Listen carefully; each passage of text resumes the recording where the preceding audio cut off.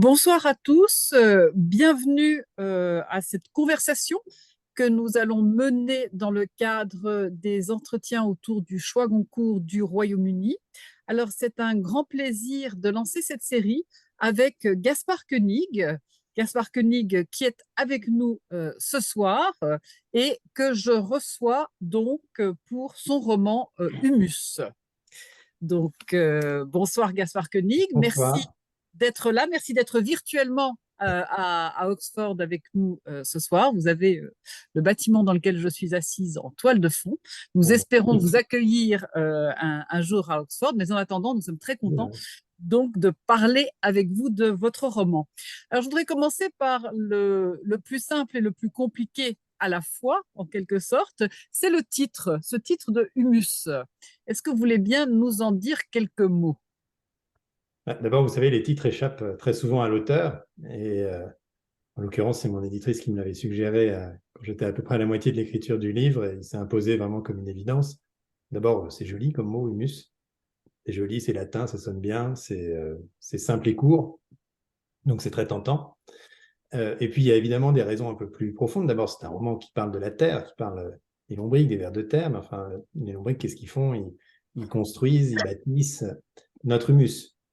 Et l'humus, c'est aussi la racine de l'humanité, de l'homme, étymologiquement, et aussi bibliquement, puisque toutes les grandes religions font du souffle de Dieu sur la glaise ou sur la terre la naissance ou le point de départ de l'humanité. C'est évidemment là où l'homme retourne. Et on peut d'ailleurs parler de l'humusation, qui est un nouveau processus décrit dans le livre, enfin, auquel le livre fait allusion en tout cas, pas encore légal, je ne sais pas quelle est la situation au UK, mais pas encore légale en France, qui nous vient des États-Unis et qui permet de décomposer, de composter au fond le corps humain après la mort. Et puis l'humus, c'est aussi la racine d'humilité, c'est un peu la leçon du livre à la fin. Tout ça mis ensemble, je pense imposer le titre. En plus, c'est, je crois, quelque chose qui se décline à peu près dans toutes les langues. D'ailleurs, je suis en train de négocier, enfin de conclure une traduction en langue anglaise. Mais ils m'ont dit que non, humus, c'est trop lié à l'humus qu'on mange, hummus. Donc, euh, donc il va falloir trisser un peu pour la traduction anglaise. Mais dans beaucoup d'autres langues, ça marche. C'est assez universel. Eh bien, quand vous aurez trouvé un titre et surtout quand la version anglaise sera sortie, venez nous voir à Oxford et on parlera Très bien. avec votre traducteur et votre traductrice avec le plus grand plaisir. Donc, cet humus que vous liez lors d'une conversation entre certains des personnages à l'humain, hein, c'est une imbrication que vous montrez tout au long de ce roman entre l'homme et la terre. Et votre roman, au fond, si on avait un adjectif pour le caractériser, c'est un roman écologique, peut-être, pourrait-on dire, dans un sens à la fois politique et apolitique du terme écologique. Est-ce que ce serait juste? C'est pas un roman qui fait vraiment la promotion de l'écologie ni d'une terre saine. C'est le point de départ, quelque part. Le roman, il se situe un peu après dans le débat. Le roman met pas en scène les écolos contre les anti-écolos. Le roman met en scène toutes les manières d'adopter aujourd'hui une attitude écologique, depuis la tartufferie jusqu'à l'engagement total et politique, en passant par le capitalisme vert. Donc la question, c'est pas tellement est-ce qu'il faut sauver la Terre. La question, c'est oui, le point de départ du livre, c'est oui, bien sûr qu'il faut la sauver, bien sûr que la destruction des sols, en l'occurrence, est quelque chose de particulièrement grave. La question que pose le livre, c'est comment fait-on, mais comment fait-on dans la société telle qu'elle est aujourd'hui, dans sa complexité économique, administrative, agronomique, juridique. Et donc, je voulais construire un roman très réaliste, c'est-à-dire un roman d'apprentissage, comme on pouvait faire au XIXe siècle. Qu'au XIXe siècle, les héros avaient des idéaux de gloire militaire ou d'amour. Les deux jeunes gens ont des idéaux communs au fond à leur génération, ni plus ni moins, sauver la planète, disons. Et ils se retrouvent confrontés au réel dans toute sa crudité. Euh, c'est un roman qui a pour toile de fond cet idéal-là, qui me semble assez évident aujourd'hui, euh, mais qui ne le défend pas au fond particulièrement. Alors oui, c'est un roman, c'est la Terre, en quelque sorte, c'est humus. Donc effectivement, c'est un roman réaliste, comme vous le dites, à bien des égards. Et on commence, je suis sûre que nos lecteurs étudiants y seront sensibles, on commence vraiment sur les bancs d'une salle de cours, les bancs d'un amphithéâtre, avec ces deux jeunes gens qui vont se croiser, et qui sont deux jeunes gens issus de milieux très différents. Et vous jouez dès le départ, par exemple, sur leurs prénoms, qui font sens pour le lecteur qui connaît un peu la société française, hein, avec Arthur et Kevin, qui sont de milieux différents et qui vont, en quelque sorte, prendre les voies que l'on n'attend pas et tous les deux avoir une déconfiture qui n'est pas non plus celle qu'ils attendent. Et il y a cette négociation, je dirais, entre effectivement réalisme et idéalisme qui revient à plusieurs reprises dans le roman et j'aimerais bien que vous en disiez quelque chose. Bien, d'abord, ce qui était important pour donc ces deux jeunes gens se rencontrent sur les bancs d'AgroParisTech, qui est une école donc, qui forme les ingénieurs agronomes, ceux qui vont s'occuper de la terre, mais aussi ceux et surtout qui vont travailler chez Danone ou chez Nestlé pour améliorer des processus de production. Et en France, il y a eu, il y a 1 an et demi, cet épisode qui a beaucoup marqué les esprits, où les étudiants qui, pendant la cérémonie de remise de diplôme, un certain nombre d'entre eux sont montés sur scène, refusé leur diplôme, ont dit nous ne voulons pas de ce monde-là, nous ne voulons pas travailler pour l'agrobusiness, nous allons monter des fermes coopératives, nous allons participer à des mouvements politiques alternatifs qu'on appelle en France les ZAD, etc. Et mes deux héros, ils assistent à cet événement, mais ils ne montent pas sur scène. Et ils prennent la décision de ne pas monter sur scène. Et c'est très important pour moi de montrer que ces deux-là bien sûr, avaient la conscience écologique moyenne de leur génération, mais n'étaient pas particulièrement engagés. Parce que ça serait un autre roman, de faire un roman sur quelqu'un qui est engagé, qui donc va dérouler de manière totalement linéaire, je dirais, logique, la mise en place d'un idéal. Eux, bon, ils naviguent un peu entre plusieurs choses et on voit très bien, vous disiez qu'ils prennent des voies inattendues, mais c'est parce qu'ils sont surpris par la vie. Alors, l'un qui décide finalement de retourner à la terre, de reprendre les terres souillées de son grand-père pour y réintroduire des lombriques, il le fait un peu parce que lors d'une soirée, il a envie de plaire à une fille, qu'il invente un peu cette histoire, mais que finalement, il se retrouve pris à son propre piège et puis pris à son propre jeu aussi, puisque il finit vraiment par y croire, par se radicaliser alors qu'elle l'a quitté depuis longtemps. Donc c'est un peu par hasard. Et puis l'autre, c'est pareil. L'autre, il voulait juste rester à Paris, il voulait faire la fête à Paris, et puis parce qu'il vient du Limousin, qu'il a une sexualité singulière, et que donc il s'est dit, bah, à Paris, ça va quand même poser moins de problèmes. Et puis donc pour rester à Paris, il se dit bah, qu'est-ce que je peux faire? Je vais lancer une petite entreprise de lombricompostage, donc des petites boîtes où on fabrique du terreau à partir de déchets de matières organiques. Et petit à petit, ça va devenir sa vie, la vie d'un entrepreneur qui va devoir lever des fonds, qui va aller de plus en plus loin dans le capitalisme. Mais pareil, c'est pas quelque chose qu'il avait déterminé d'avance, pensé d'avance. Et donc au fond, leurs idéaux à tous les deux, bah, ils partent pas d'un idéal pour voir le réel arriver. Ils partent d'un vague sentiment et petit à petit, ils construisent en fait leur idéal. Notamment Arthur qui se radicalise. Bah, lui, plus la réalité en fait le contraint, plus il se projette dans l'idéal. Alors que pour Kevin, c'est peut-être un peu l'inverse. C'est-à-dire que son idéal, lui, s'affadit au contact de la réalité. Il se laisse porter, il se laisse entraîner par ses partenaires, par tout un environnement qui est très agité, très compliqué. On n'a pas trop le temps de réfléchir. Voilà. Alors, je vais vous poser encore une question avant de passer la parole à Anne de Peuffieux qui lira un extrait. Mais cette question, ce sera, est-ce que c'est juste de dire de vos deux personnages principaux qu'ils sont un peu naïfs? Et ils sont naïfs comme toute personne de 23 ans, qui est l'âge probablement qu'ils ont quand le roman commence.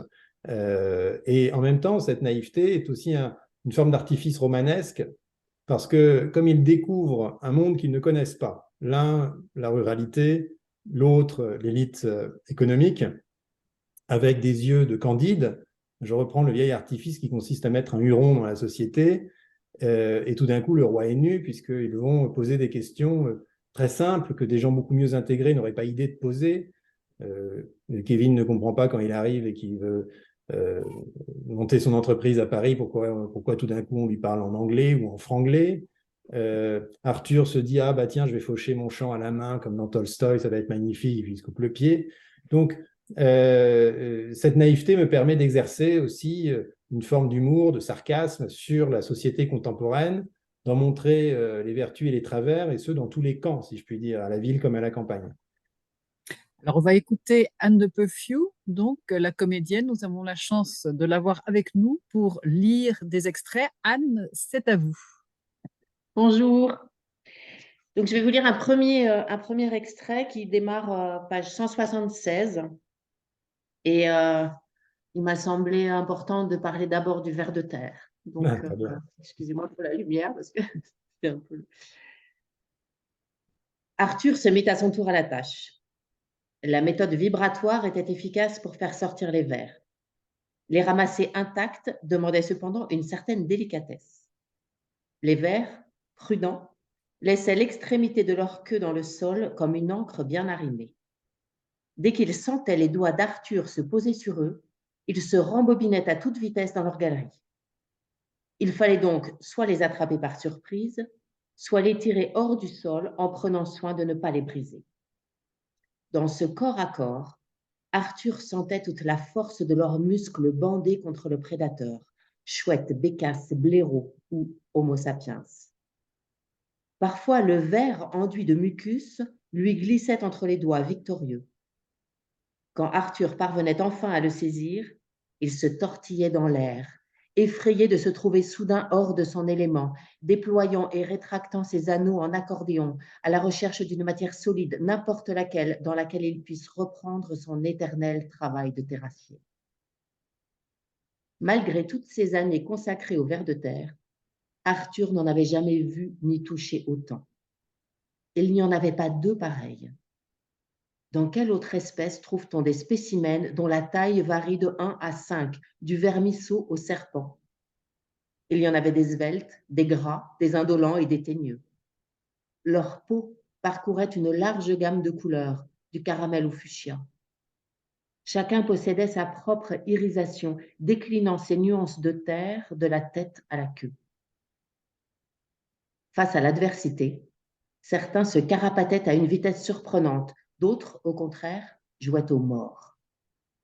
Pour la première fois, Arthur considérait chaque ver comme un individu singulier, avec son histoire, sa stratégie de survie, ses cachettes souterraines. En les contemplant de très près, Arthur put distinguer leur bouche. Elle n'avait ni langue ni croc. C'était un simple vide annelé, comme le trou formé par une pelote de fil. Et ce vide était surmonté d'une grosse babine pelleteuse qui venait y fourrer indistinctement ce qu'elle trouvait devant elle, feuilles, herbes, charognes, résidus divers. Le ver avalait tout sans rien mâcher et laissait ensuite son intestin broyer les éléments organiques à l'aide des petits cailloux qui s'y trouvaient mêlés. C'était une membrane ambulante, ingérant et excrétant. Les vers formaient les intestins du sol. Question d'Aristote, les intestins du sol. Merci. Merci à vous. Merci Anne de cette lecture et merci de cet extrait très bien choisi, me semble-t-il, parce que il illustre à la fois ce que vous disiez, Gaspard Koenig, sur l'aspect réaliste. Quelque part, c'est alors vous convoquez Aristote. Hein, on a reproché à Virgile d'écrire de la poésie sur l'agriculture, mais d'une manière qui rendait impossible de l'appliquer. Hein, ce n'est pas un mode d'emploi. Là, on a l'impression qu'on pourrait, on voit ce que font vos vers, on voit la tâche qui se déroule. Et en même temps, c'est très écrit. C'est très écrit parce que c'est allusif, parce que il y a une volonté de trouver le mot juste, parce qu'il y a des figures de style repérables. Comment est-ce que vous avez procédé dans cette espèce d'équilibre qu'il y a entre observation, puisque je suppose que vous avez dû vous documenter considérablement sur les vers de terre avant d'écrire le livre, et cette espèce de transmutation qui fait que c'est un roman réaliste peut-être, mais c'est un roman et ça reste un roman. Oui, c'est une bonne question, mais je pense que d'abord, la littérature réaliste, c'est une tradition. Je pense qu'elle est moins représentée dans la littérature contemporaine française que dans l'anglo-saxonne. Et que, au fond, enquêter sur les détails du réel libère l'imaginaire. Tout au contraire, ne le bride absolument pas, c'est tout l'inverse. Si j'avais pas fait de recherche sur les vers de terre et que je voulais décrire un ver de terre, ce serait forcément très pauvre. Je dirais quoi? Je dirais qu'il rampe, je dirais qu'il grouille, je dirais qu'il est qu'il est quoi, qu'il serpente, enfin, ça serait très vite limité, en fait, et ça serait très stéréotypal.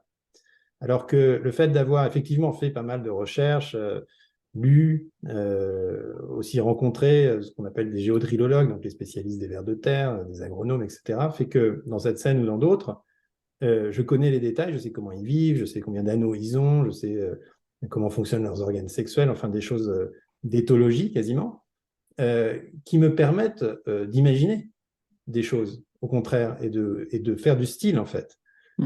Parce que, en fait, c'est un animal très amusant, dont on connaît très peu le mode de vie. Enfin, et donc, c'est au contraire très propice à, disons, l'envolée littéraire, de s'accrocher ainsi à la réalité, de compter les anneaux.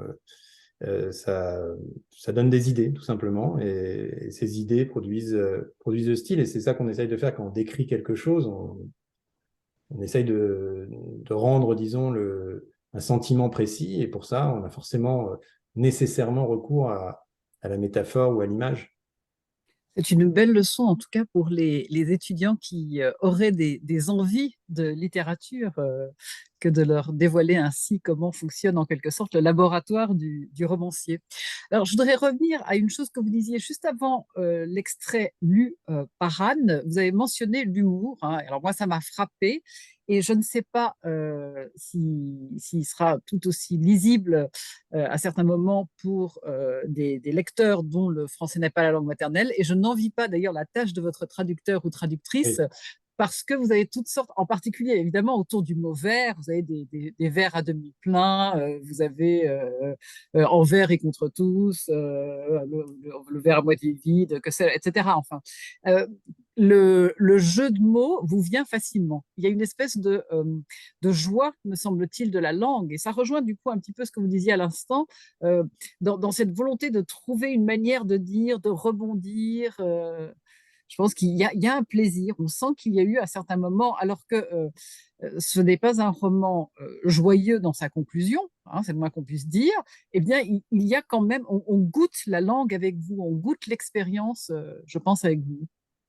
On reviendra peut-être sur la conclusion parce que je la trouve moins noire que ce qu'on peut imaginer. Mais il est vrai que, bon, d'abord, c'est un style, même quand j'écris des essais euh, sur des sujets tout à fait sérieux, je pense que souvent, ou je cherche en tout cas à ce qu'il y ait beaucoup d'humour parce que c'est ma personnalité et que la personnalité des auteurs se reflète dans leur écriture, tout simplement. Il y en a qui ne partagent pas du tout cette envie-là. Moi, je pense qu'au contraire, on peut parler de choses très graves et très sérieuses de manière assez légère. Et puis, il y a beaucoup. L'humour s'exerce souvent contre quelqu'un. Et dans ce livre, il y a beaucoup, on se moque beaucoup des différents cercles sociaux, encore une fois, en haut comme en bas. Et donc, forcément, cette distance-là provoque, normalement en tout cas, le sourire du lecteur. Et tant mieux, parce que moi j'aime bien aussi rire quand je lis un livre. Et puis justement, le passage qui a été lu n'est pas un passage drôle, par exemple. Il faut qu'il y ait des contrastes. Il y a des moments où le lecteur s'affole, des moments où il rigole, des moments où il s'ennuie un petit peu, mais pas trop. Ça ne peut pas être continu comme exercice. Et s'agissant du plaisir d'écriture, euh, moi je pense que plus le lecteur éprouve de plaisir, moins l'auteur en a eu, en fait. Parce que un livre qui se lit bien, qui se lit vite, où on tourne les pages et où on rigole bien, est un livre qui probablement a coûté des efforts considérables à l'auteur pour ciseler ses phrases. Et en tout cas, moi, j'ai une pratique de l'écriture qui n'est absolument pas fondée sur l'inspiration. Je ne sais pas ce que c'est. Il n'y a jamais de grandes envolées. J'écris jamais des pages à la suite.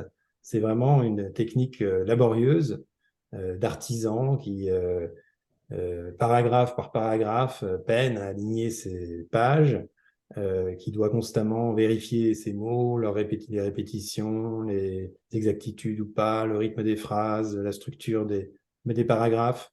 Et donc, je sors de mes journées d'écriture comme un artisan qui est content d'avoir fait du travail, mais aussi soulagé de le mettre derrière moi. Et même quand on écrit des choses drôles, on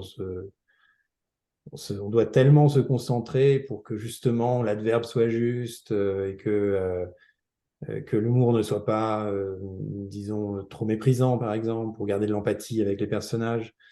Euh, que, bon, je ne sais pas si le plaisir et la manière dont je caractériserais ce moment, c'est satisfaisant d'avoir réussi à produire quelque chose de correct. Ça, c'est vrai. Mais ce ne sont pas des grandes envolées inspirées. En tout cas, pas pour moi.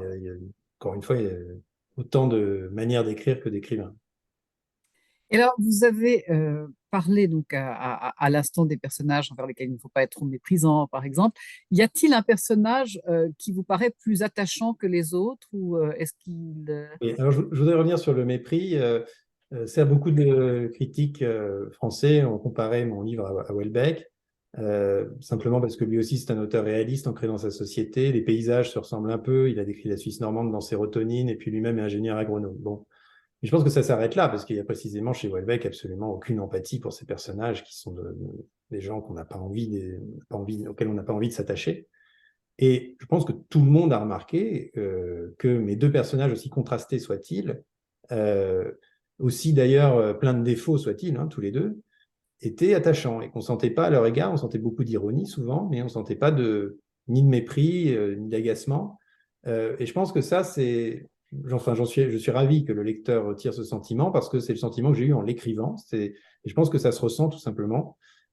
J'étais content qu'ils m'accompagnent dans leur journée. C'est un peu comme dans mes journées, pardon. C'est un peu comme en plus comme les chapitres alternent entre Arthur et Kevin. Je passais de l'un à l'autre tous les quelques jours ou toutes les quelques semaines.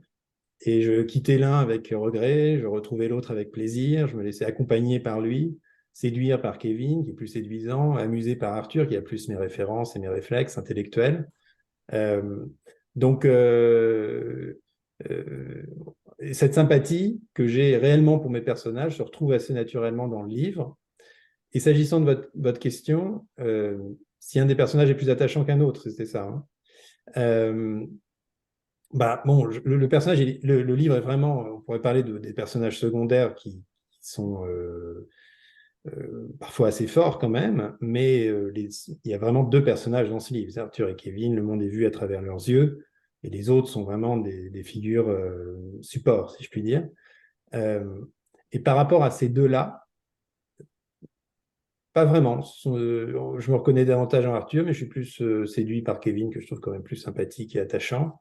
Mais j'avais pas envie qu'il y en ait un qui ressorte en particulier, et je pense que c'est pas le cas parce que comme ils mettent en place deux options très différentes par rapport à l'écologie, l'un vers la radicalité politique, l'autre en acceptant les règles et en jouant des règles du capitalisme, bien sûr, je ne voulais pas que la sympathie pour l'un ou pour l'autre trahisse mes propres opinions ou convictions. Je voulais au contraire être neutre par rapport à ces deux choix et ne pas me prononcer non plus sur le fait que ces choix soient compatibles ou incompatibles, que ce soit deux modèles de société différents ou qu'au contraire, ces deux chemins puissent mener au même but. Ça, c'est à chaque lecteur d'en décider.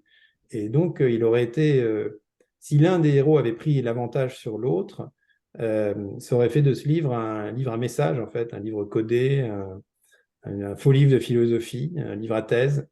Et ça, je n'en voulais absolument pas.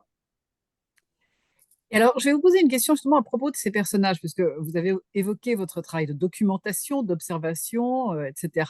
Cette espèce d'équilibre qu'il y a entre vos personnages qui examinent chacun un monde qu'ils ne connaissent pas, qui se retrouvent dans le monde qu'ils ne connaissent pas et qu'ils idéalisent peut-être pour de fausses raisons. Est-ce qu'il y a eu un moment pendant le processus d'écriture où l'un des personnages a fait quelque chose qui vous a étonné? C'est-à-dire, vous étiez en train d'écrire, vous êtes dit, tiens, ah, c'est comme ça qu'il réagit quelque part, plutôt que d'avoir prévu à l'avance Alors, ce j'ouvre qu'il une a parenthèse, ce c'est qu'il que j'ai allait l'impression faire. que je disparais petit à petit dans le noir, ce qui peut être aussi une manière de rythmer cet entretien, parce qu'à la fin, dans une demi-heure, il y aura plus qu'un écran noir. On Mais je vais serait quand dans même l'ombre. essayer de mettre en place un petit dispositif d'éclairage. On va voir si ça marche ou si c'est mieux comme ça. Ouais, ça va, Oui, ça. c'est pas mal, c'est pas mal. Ok, alors, je regarde comme ça. Attendez. L'auteur en pleine lumière. Voilà. Alors, absolument pas. Non, ils m'ont absolument pas surpris parce qu'en fait, comme pour des raisons que je dirais de structure du livre, c'est que, comme on y a fait allusion, les chapitres alternent de manière assez classique, le point de vue d'un personnage, le point de vue de l'autre. Il n'y a pas de narrateur omniscient. Donc, il n'y a aucun moyen, aucun moment où l'écrivain peut juste raconter ce qui se passe. À chaque fois, il doit le laisser deviner à travers ce que voit l'un, ce que voit l'autre, ce que voit l'un, ce que voit l'autre.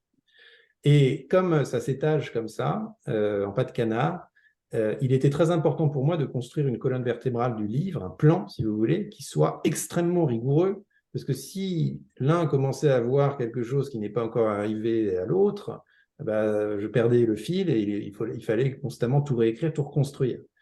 Et donc, avant de me mettre à l'écriture, et ce n'est pas le cas pour tous les livres, mais pour celui-ci, c'était une nécessité, j'ai vraiment travaillé plusieurs mois à temps plein sur un plan extrêmement détaillé, chapitre par chapitre, pour construire, si vous voulez, pour moi, la colonne vertébrale du livre, la colonne objective, et qu'ensuite, cette colonne objective, chacun puisse la regarder à sa manière en avançant comme ça.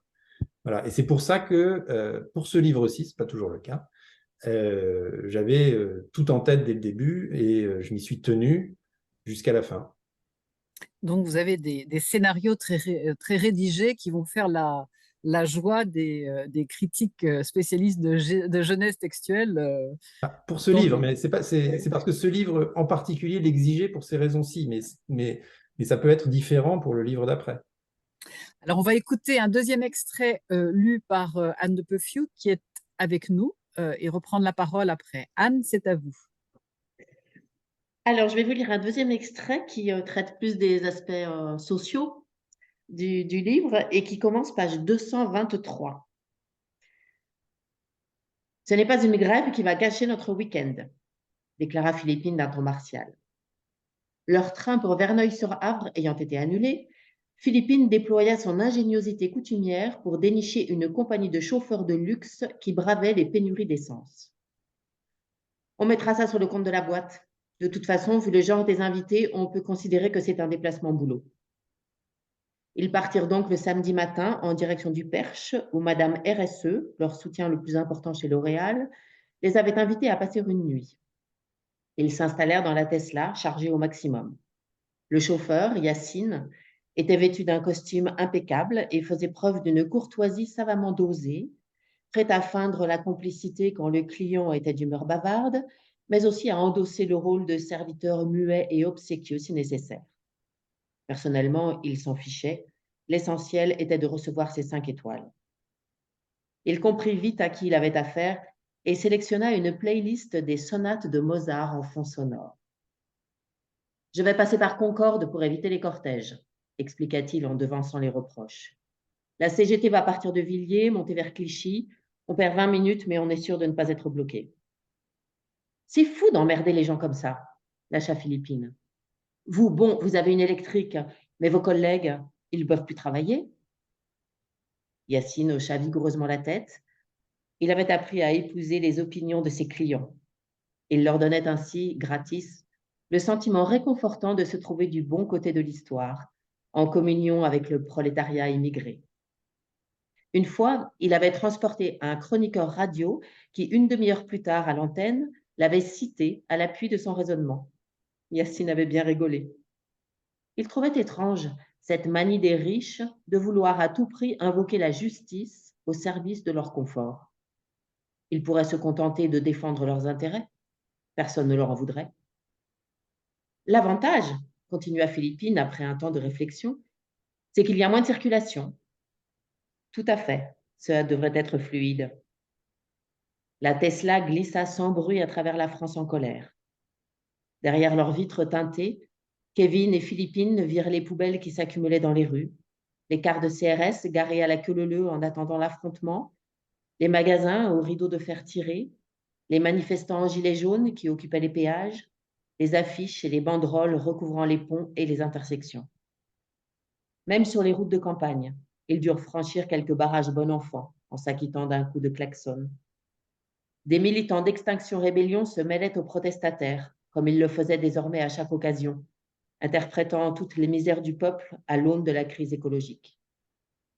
Au centre des bourgs, les boulangeries en faillite, aux vitrines occultées par des coups de peinture blanche, donnaient la mesure des ravages de l'inflation. C'est tellement triste, un village sans croissant, commenta Philippine. Je ne sais pas comment font les gens pour vivre là. Merci.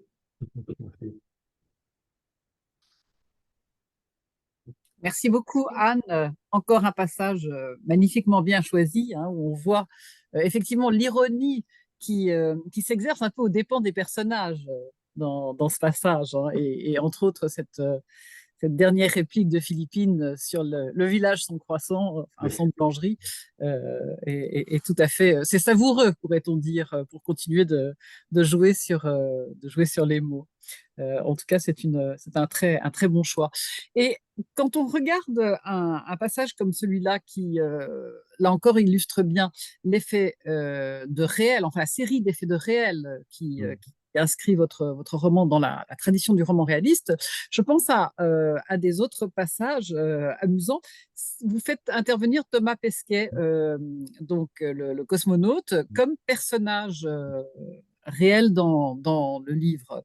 Et alors, cette conjonction entre individus réels enfin, entre personnes réelles et individus fictifs, comment la maniez-vous en tant que romancier? Comment faites-vous d'un individu réel un personnage de roman? Bon, alors d'abord, on s'inspire évidemment toujours de personnages ou de figures qu'on peut croiser. Et souvent, on est d'ailleurs dans une situation un peu délicate parce qu'on ne veut pas qu'ils se reconnaissent, on ne veut pas les blesser. Moi, je suis définitivement brouillé avec une amie qui s'appelait Philippine, justement, et qui n'empruntait que le prénom. Je lui jurais que c'était que son prénom. J'avais vraiment besoin d'un prénom bourgeois, un peu ambigu, que Philippine, c'était parfait. Mais comme le personnage est absolument infect, que réellement, s'en est pas remise. Euh, donc, alors, après, s'agissant de Thomas Pesquet, c'est plus particulier parce que lui, c'est un personnage public. Donc là, on fait ce qu'on veut quelque part parce que les gens qui sont des personnages publics l'assument, ou doivent l'assumer. Je pense qu'il n'y a que lui qui passe dans le livre. Et ça a beaucoup marqué les gens parce qu'effectivement, c'est tout à fait ce que vous dites, c'est pour ça qu'il est là. Ça provoque un effet de réel, c'est-à-dire Thomas Pesquet, dont en France, on le voit absolument partout, dans toutes les librairies, dans tous les journaux, même les enfants des Sciences et Vie Junior, boum, il y a une interview avec Thomas Pesquet, il y a Thomas Pesquet sur les affiches du métro, Thomas Pesquet est absolument partout. C'est, je crois, la personnalité préférée des Français ou la deuxième. On ne peut pas ne pas le connaître. Et donc, les gens se disent, bah, tiens, s'il y a Thomas Pesquet dans ce livre, qui est donc fait partie de ces scènes de Young Leader, de la jeune élite, disons, c'est donc que c'est un livre qui parle de ma société. Et j'ai été très surpris, alors on ne peut pas tout à fait révéler la fin, mais par la critique récurrente qui m'a été adressée par mes lecteurs par rapport à la révolution finale, disons, pour ne dévoiler que ça, qui est un peu sanglante, un peu violente, mais enfin, on lit bien pire et on voit bien pire à peu près tous les jours, y compris aux infos. Et les gens ont été très choqués par cette scène, par sa brutalité. Et je l'entends à de très nombreuses reprises. Et je me suis dit, mais pourquoi? Parce que c'est quand même pas une scène épouvantable, c'est pas une scène gore. Encore une fois, on est habitué à 1000 fois pire. Je me dis, mais c'est précisément parce que le roman est ancré dans le réel, via Thomas Pesquet et autres, que tout d'un coup, le lecteur ne sait plus si c'est toujours le réel ou si là, on est passé dans la dystopie ou la science-fiction. Et dans le deuxième cas, bah, il trouve que c'est un peu une sorte de fraude, parce qu'il était parti sur un roman réaliste. Et dans le premier cas, qui est pour moi la véritable hypothèse, eh bien, il est effrayé. Il se dit, ah bon, mais alors, ça va vraiment finir comme ça? On va avoir de telles violences.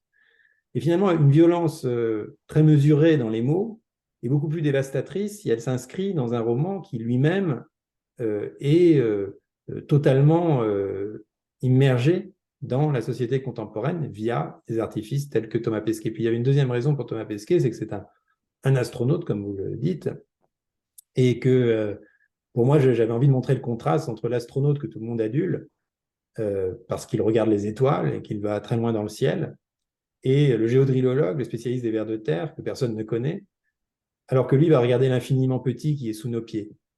Et l'humanité, depuis 2500 ans, regarde au-dessus de sa tête, comme Thalès dans les têtes de Platon, et tombe dans un trou parce qu'il ne regarde pas sous ses pieds. Et au fond, nous avons rarement gardé sous nos pieds la pédologie, la science du sol, est une science récente, il y a quelques décennies tout au plus, alors qu'on a investi des recherches et un temps de cerveau et d'argent considérable dans l'exploration et la compréhension du ciel, qui est fondamentalement une matière morte. Ce sont une régularité cosmique qui fascine les philosophes. On parle toujours du ciel des idées, qui méprise, comme Saint-Augustin, les plaisirs terrestres, alors que la Terre doit être réhabilitée parce que la Terre, c'est la vie. C'est elle qui transforme d'ailleurs le sol, c'est ce qui transforme la mort en vie, c'est ce qui intègre la nécromasse pour en faire des aliments pour les plantes, euh, et, euh, et qui est un champ à explorer qui est considérable. Il y a 5000 espèces de vers de terre, il creusent des galeries aussi complexes que celles des pyramides, alors même qu'ils n'ont ni la vision ni l'odorat, et qui se meuvent uniquement au toucher. Donc c'est tout à fait fascinant, et on ne sait pas décrire scientifiquement aujourd'hui comment fonctionne une motte de terre, parce que simplement on n'a pas encore les connaissances requises. Donc ça rend très modeste. Et puis voilà, donc le personnage de Pesquet permettait de contraster le ciel et la terre. Et donc, votre idéal, ce serait l'étoile qui regarde le ver de terre plutôt que le contraire, quelque part. Oui, oui, c'est ça. Et J'ai trouvé ce vers de Victor Hugo tout à fait ouais, déplaisant. En plus, souvent, les étoiles sont des astres morts, dont on voit la lumière bien après leur disparition. C'est sinistre. Un ciel, c'est un cadavre. et est-ce qu'on sait si Thomas Pesquet a lu le livre? On le sait parce que je le connais un peu. C'est aussi pour ça que je me suis permis de le D'accord. mettre en scène. C'est quelqu'un d'assez intelligent. Il n'est pas vexé par si peu de choses. C'est bien. À la différence de Philippines, Oui, voilà. de qui il ne sera désormais plus question. Alors, vous avez parlé justement de la fin et de cette question de savoir si on passe dans un excès ou pas. Je pense que peut-être pour le lecteur, c'est aussi la surprise de voir Arthur, qui paraît être un peu un doudingue, comme on dit familièrement, hein, qui bascule lui aussi. C'est le personnage qui vraiment semblait au départ être le gentil, qui allait retrouver la vie simple d'autrefois, et qui se raidit, et vous montrez l'effet du procès, la manière dont il s'attaque à Jobard, le fait qu'il n'a pas compris ce qui lui est révélé, qu'il ne veut pas entendre ce qui lui est révélé, à savoir que Jobard aurait racheté les terres de son grand-père et il n'aurait pas du tout spolié, etc. Et qui s'enferme. Est-ce que vous êtes en train, par ce personnage-là aussi, quelque part, de nous mettre tous en garde face à notre manière de percevoir les choses et au risque que nous avons chacun peut-être de basculer dans, espérons à échelle plus réduite, mais dans des formes de violence où le fond du problème, c'est que notre idéal nous empêche de voir ce qu'on a devant les yeux. Oui, alors il y a deux choses, une individuelle, l'autre politique. S'agissant des aspects individuels, je voulais mettre en scène un processus de radicalisation et montrer qu'il n'arrive pas comme la suite logique d'une pensée construite. C'est plein de hasards, de déceptions personnelles. Et vous faites allusion effectivement au conflit entre Arthur et l'agriculteur voisin qui est M. Jobard, qui aurait pu se résoudre à un moment donné, qui finalement ne se résout pas. Et Arthur, qui se disait qu'au moins à la campagne, il aurait une vie dure mais simple et libre, se retrouve en fait en but avec plein de problèmes juridiques et administratifs, la haie, le RSA, pour lequel aussi on demande des indus, l'huissier qui vient de voir. Et donc en fait, il se disait au moins là, je serai libre de ma société, et la société le rattrape, et là, il ne le supporte pas, et ça crée une frustration effectivement se finit par dégénérer en violence, aussi parce qu'il se radicalise intellectuellement par le biais d'un autre personnage, Salim, qui lui apporte les références qui lui manquaient, parce que je pense beaucoup que les idées guident le monde, et dans la radicalisation, comme dans d'autres processus, il faut des idées, il faut se justifier à soi-même. Donc, ça, disons, de la radicalisation en général, ça peut s'appliquer un peu à n'importe quelle matière. Maintenant, sur le sujet écologique en particulier, ce que je voulais mettre en scène, c'est le moment où la génération d'aujourd'hui, qui est une génération quand même pacifiste, de militants écologistes qui appuient leur mouvement sur la désobéissance civile, qui est elle-même un concept au cœur de l'écologie politique, puisqu'il a été formalisé par Henri-David Thoreau, qui est un des premiers, disons, écrivains de l'écologie au milieu du 19e siècle. Donc il y a toute une tradition de rejet de la violence, d'ailleurs, de non-participation à ce qu'on estime être injuste, qui fait que le mouvement écolo, depuis 20 ans, est un mouvement très pacifiste, et que tous voilà, les groupes tels que Extinction Rebellion font très attention à mettre de la confiture sur les tableaux, mais à condition qu'il y ait une vitre, à se coller aux rues, mais à condition qu'on puisse qu'on puisse les décoller facilement. Enfin, tout ça est très raisonnable. Et donc, je voulais mettre en scène la génération d'après qui dit à ses aînés, mais attendez, vos trucs de désobéissance civile, ça ne marche pas. La prise de conscience, on n'a plus le temps. Maintenant, il faut passer à la prise de pouvoir. Et comme dans tout mouvement politique, au fond, qui passe à l'action directe. L'action directe, c'est une prise de contrôle par des moyens violents, y compris criminels, comme on a vécu pour d'autres mouvements politiques dans les années 70, encore récemment. Et ça me semble simplement une suite assez logique d'ailleurs qui commence à être théorisé, puisque depuis la publication de Comment saboter un pipeline de Mulm, qui lui appelle à voilà, la question de la violence dans le mouvement écologique commence à être posée de manière théorique, ça commence toujours par la théorie.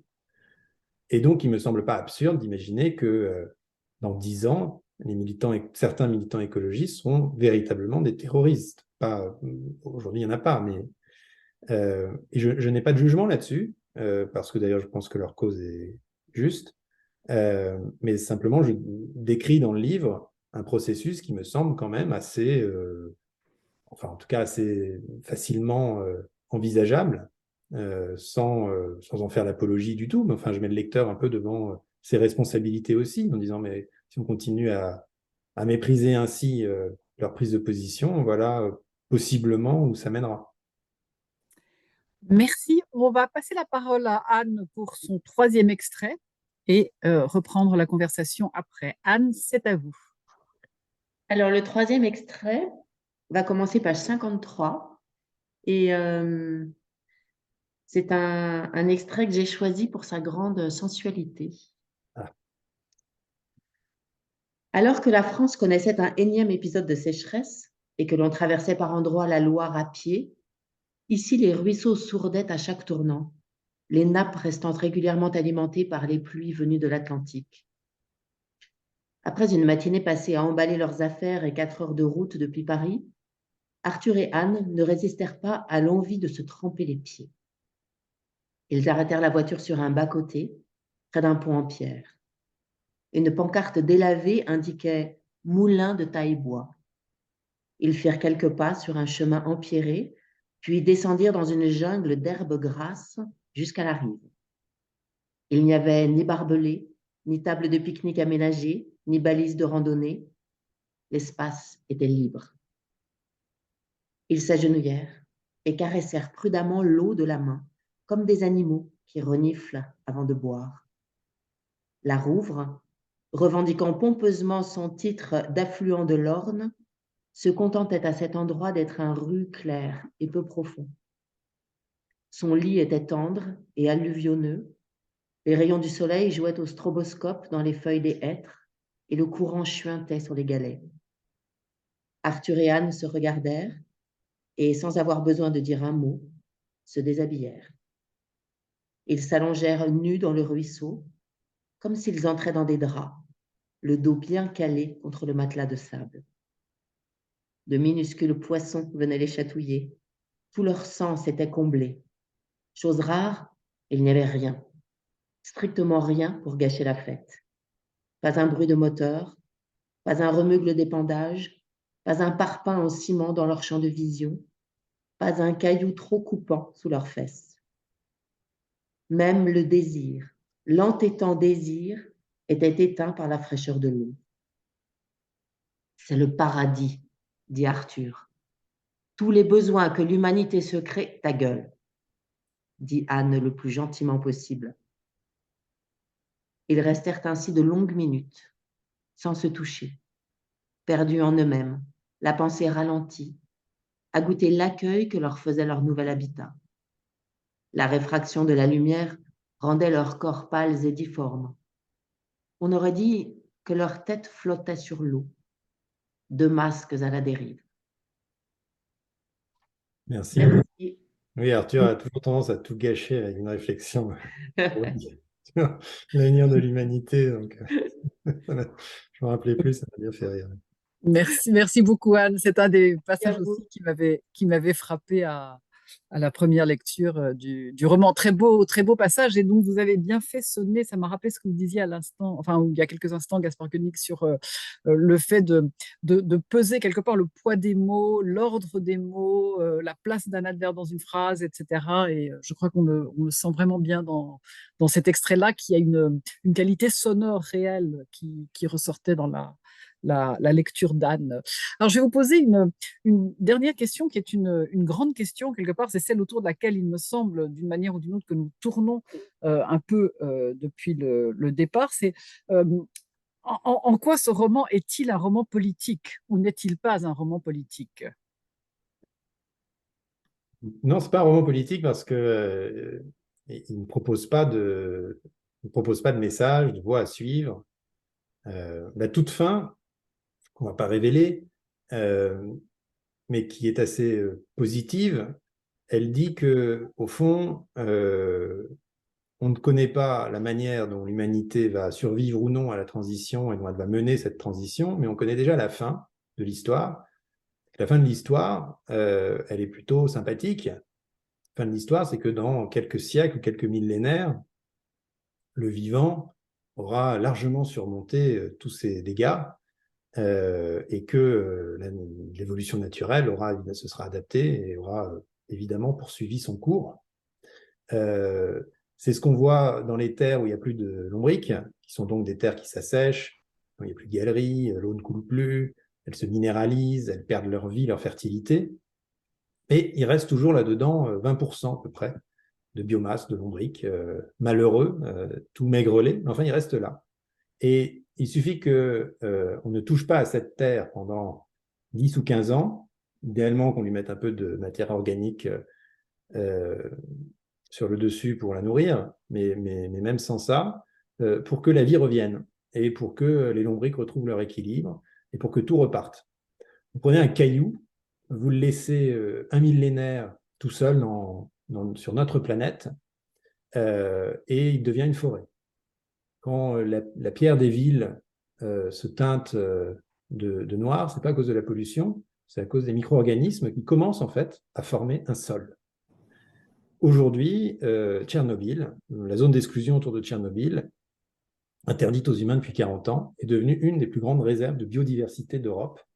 On y voit, d'ailleurs, on y voit dans le documentaire que lui a consacré David Attenborough, je crois que c'est Life with the Planet, quelque chose comme ça, des chevaux de Przewalski, les derniers chevaux sauvages, qui gambadent aujourd'hui autour du bitume complètement cassé par la végétation de Tchernobyl, qui est tout simplement la ville devenue, la ville soviétique, la ville de béton, est devenue une forêt, une énorme forêt, on n'aperçoit quasiment plus les immeubles.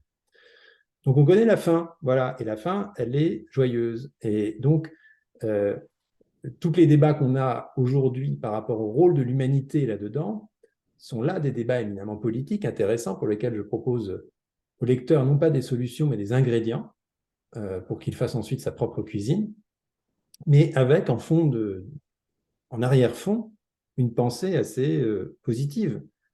C'est d'ailleurs ce que répondait Arnaes, qui est un des fondateurs, enfin, qui est l'inventeur d'un concept qu'on appelle l'écologie profonde, deep ecology.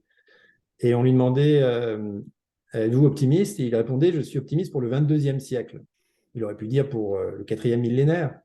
Ce qui veut dire, c'est que toutes nos actions à l'échelle géologique sont négligeables. Voilà. Et donc ça, quelque part, bon, ça n'empêche pas de se poser toutes les questions sur ce qu'il faut faire, comment résoudre, etc. Mais ça, je trouve que, enfin, moi, en tout cas, personnellement, ça me permet de ne pas être désespéré ou angoissé, de me dire, bon, ça finira bien, la question, c'est pour nous, et pour nous, bah, c'est nous organiser au mieux. Donc, c'est un roman qui soulève beaucoup de questions politiques, mais vous voyez, j'ai écrit des essais précédemment, y compris des essais politiques. Donc, c'est une technique, l'essai, quelque part, c'est plus facile. On enchaîne les arguments, on pèse, on réfute les contre-arguments, on élabore les objections, les réponses aux objections, et après, on est imperméable quasiment. On peut tenir comme ça des années en répétant le même message et en le complétant.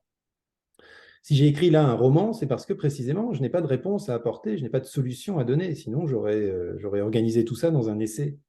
Et j'ai trouvé ça à la fois plus honnête, plus riche, plus agréable à écrire, et presque plus puissant d'ailleurs, y compris sur le plan politique, parce que un roman retient davantage l'attention, l'émotion des lecteurs, et les gens m'écrivent en me disant « Ah bah tiens, grâce à vous, j'ai changé la manière dont, par exemple, je prends soin de la terre ou de mon champ ou de mon jardin. » Et ça, c'est un peu une victoire politique quelque part. Mais encore une fois, ce n'est pas un roman à thèse ou ce n'est pas un roman qui veut porter une parole ou un message. Voilà. En tout cas, vous avez admirablement terminé en nous disant que de toute manière, ça finira bien, peut-être au 22e siècle, mais ça finira bien. Merci de votre intervention, Gaspard Koenig. Merci de ce Eh bien, beau roman qui fera réfléchir, qui fera peut-être changer d'idée un certain nombre de lecteurs. Merci en tout cas de cette conversation. Nous espérons vivement vous accueillir en Angleterre lorsque votre roman sortira en traduction anglaise, donc n'hésitez pas à nous tenir très bien. au courant. Et je remercie en passant Anne de Peuffiou de ses merveilleuses Oui, lectures. oui, absolument. Merci beaucoup. Oui, c'était très bien. Merci aussi à Anne-Sophie Gabias et à l'équipe de la Maison française d'Oxford à la technique. Merci à nos partenaires, le service ESRI et l'Institut français à Londres. Merci aussi à l'Académie Goncourt, à l'Association universitaire de la francophonie et à la librairie La Page. Merci aussi à tous ceux qui nous ont écoutés. Au revoir. Au revoir.